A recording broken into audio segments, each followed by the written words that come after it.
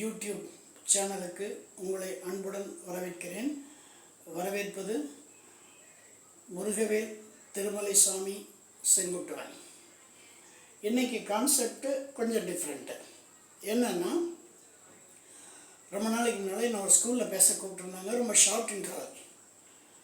அப்போ நான் காரில் போகும்போது யோசிச்சுட்டே போனேன், என்ன கான்செப்ட்டு, என்ன பேசுகிறதுன்னு தெரியலையேன்ட்டு போனேன். அது ஒரு எலிமெண்ட்ரி ஸ்கூல். உள்ளே போனோன்னே அங்கே ஸ்கூலுக்குள்ளே நுழைஞ்சோன்னே ஹெட் மாஸ்டர்லாம் முன்னாடி இருந்தாங்க. கூப்பிட்டு போய் உட்கார வச்சாங்க. உட்கார வச்சுட்டு, சார் 1லேருந்து 5ஆம் கிளாஸ் வரைக்கும் தான், நீங்கள் பாருங்கள், அதுக்கு தகுந்த மாதிரி பேசுங்கன்னு சொன்னாங்க. என்னடா இப்படி இருக்கேன்னு சொல்லி அப்படி முன்னால் ஒரு புஸ்தகம் இருந்து திருப்பினேன். அதில் ஒரு கதை ஒன்று வந்துச்சு. ஒரு மரம் வெட்டியும் கோடாலியும் அப்படிங்கிற கதை. இந்த கதையை பார்த்தோன்னா கான்செப்ட் டெவலப் ஆகிடுச்சு. சரின்னு நான் எங்களை கூட்டிகிட்டு போனாங்க. ஒரு இடத்துல ஒரு ஹாலில் குழந்தைகளை உட்கார வச்சுருந்தாங்க. இல்லை கஜமுஜன்னு சத்தம். நாங்கள் உள்ளே நுழைஞ்சோடனே எல்லா குழந்தைங்களும் நல்ல மலர்ந்த முகத்தோடு எழுந்திரிச்சு வணக்கம் சொல்லிச்சு. ரொம்ப அருமையாக இருந்துச்சு. முகங்கள் எல்லாம் மலர்ந்து இருந்துச்சு.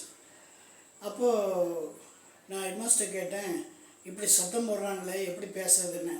ஒரு 5 நிமிஷம் இருங்கன்னு சொல்லி விசில் எடுத்து ஊதுனோன்னா அப்படியே சாஃப்ட் ஆகிட்டாங்க.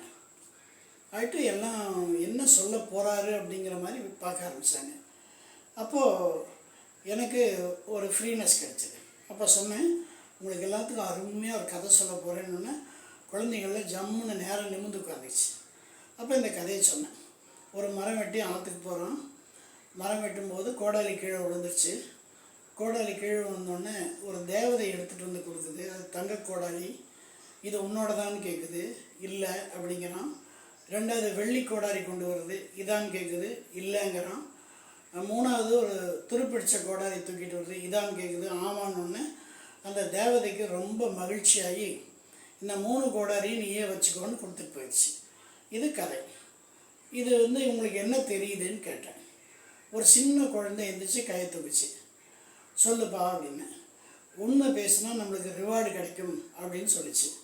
உடனே நான் கைதட்டினேன். எல்லோரும் கைதட்டினாங்க. அந்த சாப்டர் ஓவர். அடுத்த நாள் இதே மாதிரி ஒரு ஸ்கூலில் ஷார்ட் இன்டர்வியூவில் ரொம்ப சின்ன இன்ஃபர்மேஷனில் நம்மளை கூப்பிட்டாங்க. யோசிக்க கூட டைம் இல்லை. காரில் போகும்போது என்ன பேசுறதுன்னு யோசிக்கும்போது இந்த கான்செப்ட் வந்தது. இதை கொஞ்சம் டெவலப் பண்ணலாமேன்னு சொல்லிட்டு போய், அது 9th 10th பாய்ஸு. அது ஒரு 100 பேருக்குள்ளே இருப்பாங்க. அங்கே போனோன்னே எல்லாம் ரிசீவ் பண்ணாங்க. எல்லாம் பேசினோன்னே மறுபடியும் நான் பேசுறதுக்கு எந்திரிச்சு வந்தோன்னே எல்லாரையும் பார்த்துட்டு, உங்களுக்கு ஒரு சின்ன கதை சொல்ல போகிறேன் அப்படின்னோடனே ரொம்ப அசால்ட்டாக பசங்க நெளிய ஆரம்பித்தாங்க. இந்த கதையெல்லாம் நாங்கள் எத்தனை கேட்டிருப்போம்னு. அப்போ நான் சொன்னேன், இந்த கதை சாமானியப்பட்ட கதை இல்லை, பெரிய சஸ்பென்ஸ் இருக்குது பாருன்னொன்னே எல்லாம் ரெடி ஆகிட்டாங்க.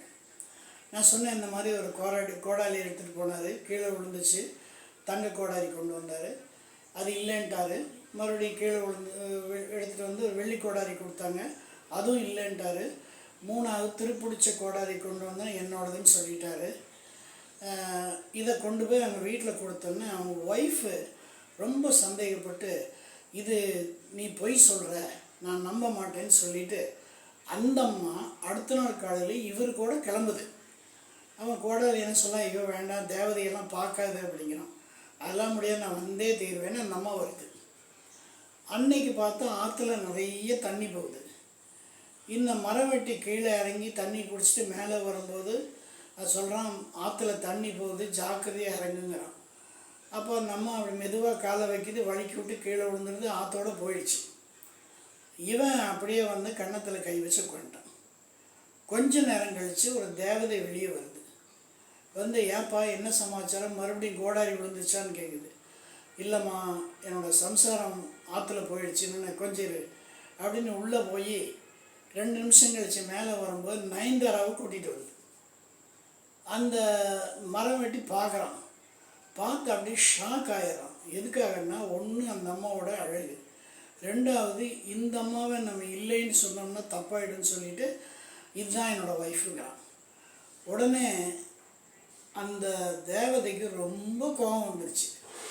கேட்குது, ஏன்டா டேய், நேற்று இதே நேரத்துக்கு இப்படியே நீ உண்மை பேசுனேன், இன்றைக்கி இதே நேரத்துக்கு நீ பொய் பேசுகிற அப்படின்னு சொல்லிச்சு. அதுக்கு அவன் சொல்கிறான், நிறுத்து தேவதையே நிறுத்து, நான் இல்லை நீ தான் தப்பு பண்ணுறேன்னு.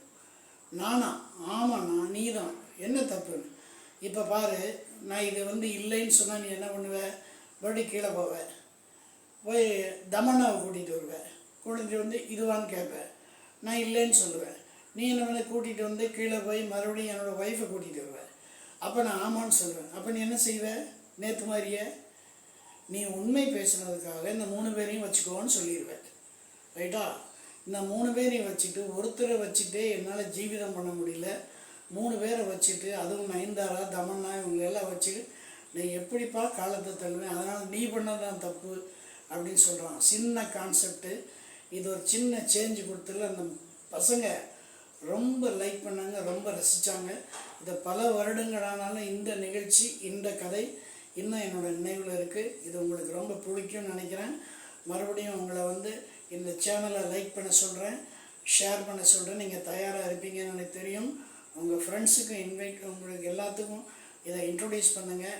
அதுவே நீங்கள் எனக்கு செய்யக்கூடிய மிகப்பெரிய உதவி அப்படின்னு சொல்லிவிட்டு, வாழ்க வளமுடன், வாழ்க வளமுடன், வாழ்க வையகம்.